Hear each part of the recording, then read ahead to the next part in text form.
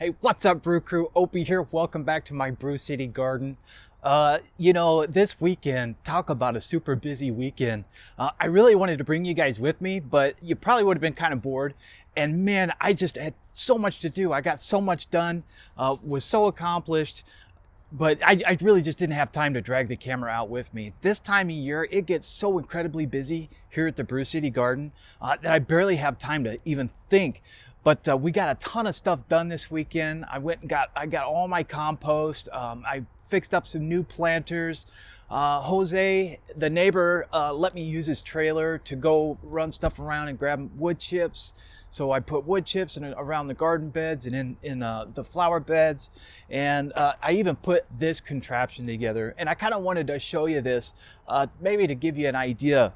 So what I did was, when I got my straw bales, a few weeks ago, I went ahead and I saved a few back and decided not to condition them yet. I got a lot of bales. I got as many as I need to grow in, and I thought I would save these back because I had a couple of ideas that I wanted to use these for. My first idea was this spring I could essentially set up a barrier. We've got a lot of rabbits around here, and when I bring my seedlings out to be hardened off, if I'm not careful and I'm not watching closely, those rabbits, they'll come in and they'll totally clean me out. I've had it happen before. I'm not going to let it happen again. So I thought, if I make a barrier with these straw bales, that will certainly keep the rabbits out.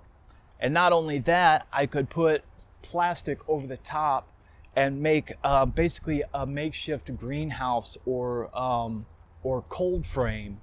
So that's exactly what I did. Now let me show you. I've got 8 bales here all around. Let me get these bricks off of here just to kind of show you. Pull the plastic back. Now you can see right on top, I put these old stalks of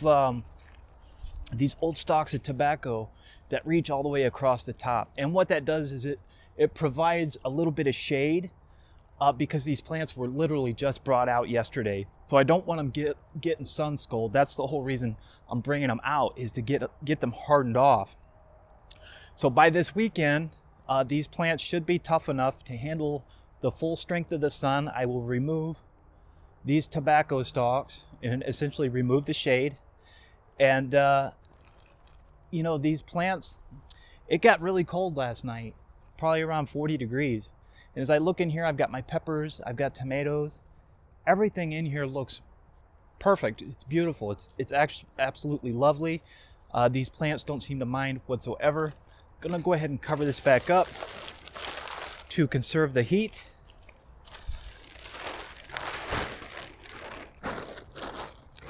As you can see, I put two buckets right here in the center, which will help the rain flow off. So the whole setup itself, and it rained last night. It tested me last night, and it worked out great. I had to come out and adjust it one time just to make sure that the rain was rolling off of it like I wanted it to and not puddling. And, this is the first time I've ever tried this, and it worked out perfect. So I will certainly be doing this every year from now on. And I will actually experiment with this to see how early I can get away with putting seeds out here. And maybe even I'll start seeds inside, and as soon as they sprout, I'll bring them out and put them in here in, say, February or March, and see how well those do. So really interesting idea, and I'm definitely going to start experimenting with this from this point on.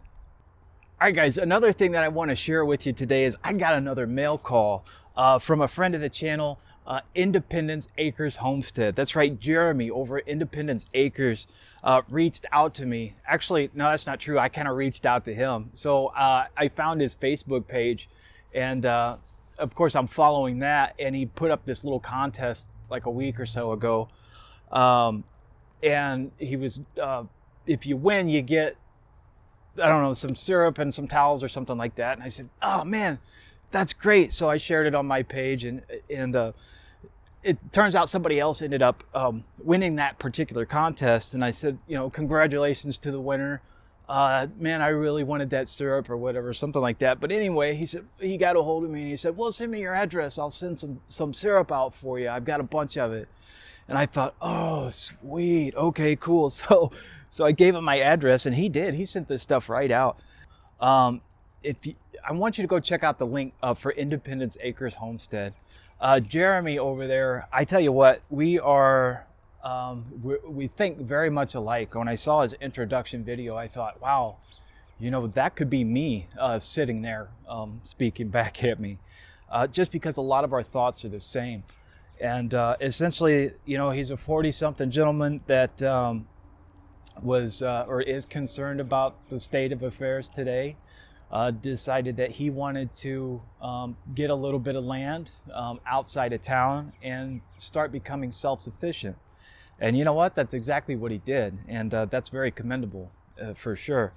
So this guy's got, he does gardening. He's got some livestock. He's making maple syrup. Look at that, maple syrup. And, but what I think he really does the best, and he covers it very well, is he raises rabbits. And that's something I've been kind of thinking about for a long time now, because here in the city, I can't have livestock, and I can't even keep chickens here in this particular township. So I was thinking of a way that, you know, I could put some extra food on the table, but still be within the law. So I was really thinking about getting into rabbits. And so when I saw this guy's channel, I thought, man, you know what? This is the one right here. And not only that, but it's high quality content. Definitely, he puts a lot of thought into his content. It's clean. It's not all shaky. It's really good stuff. So I definitely want you to go check out Jeremy's channel, Independence Acres Homestead. Hit the link below. Go check him out. You won't be disappointed. Hey, tell him Opie sent you. So what did Jeremy send me? Well, first thing I noticed when I opened the box was this awesome keychain. Yep, I got my new Lucky Rabbit's foot. So that's super cool. It's got a little I don't know what you call it, little jewel, little trinket on the end of it. It's really a beautiful keychain. And when my wife saw it, I think she wanted to steal it. So I'm going to have to keep it hidden from her. But really nice. I like that. It's just a beautiful little keychain. And also, look at this. Homemade maple syrup, Independence Acres, Michigan maple syrup. Look at that. How do you like that? Homemade maple syrup. And actually in one of his videos, I saw him cooking this stuff up. So it's definitely the real deal, and it's definitely authentic. You want to know something funny? And I don't know if I should be saying this. Maybe I should be ashamed of it. But I've never had authentic maple syrup. I've just never had it. So I never knew what the hype was all about. But we're going to try this today. And hopefully it's good. I'm sure it is. But hopefully it's good. I brought my little spoon out here with me. And let's see if it's time to kick Miss Butterworth out of my cabinet, which I'm sure it probably is. Probably was years ago, actually. So let's take a look at this stuff. Definitely nice and thick. Set that right there. Ooh, it smells lovely. Wow, that does smell good. That smells wonderful. Okay. I don't want to take too much here. Just dip the end of my spoon in there. All right, guys, here goes nothing. Let's see how this stuff tastes.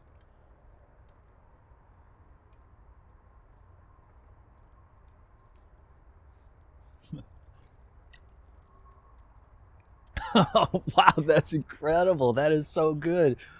Holy smokes, man. You know, I think the reason why I've never had authentic maple syrup is because it's really not very cheap in the grocery store. And two, I'd never had it, so I didn't know what I was missing. I think I'm tainted. From here on out, I will not be buying Mrs. Butterworth. I will be getting a hold of Jeremy at Independence Acres. Oh my God, that stuff is incredible. Well, no wonder people freeze their butts off in early spring to drill holes in trees and to boil this stuff down. It's incredible. That stuff is awesome. Hey, thanks, Jeremy. I really appreciate that, man. That is awesome. All right, so it's been a great week for getting stuff done and getting stuff in the mail. Man, I couldn't be more excited. The 2019 Brew City Gardener season's already off to an awesome start. So I want to say thanks again to Jeremy over at Independence Acres Homestead. Make sure you check out the link below. Tell him Opie sent you. You won't be disappointed, man. This guy is on point. It's good stuff. All right, guys, I got a ton of work yet to do today, but I want you guys to have an awesome day just like I'm having. And until next time, we'll see you.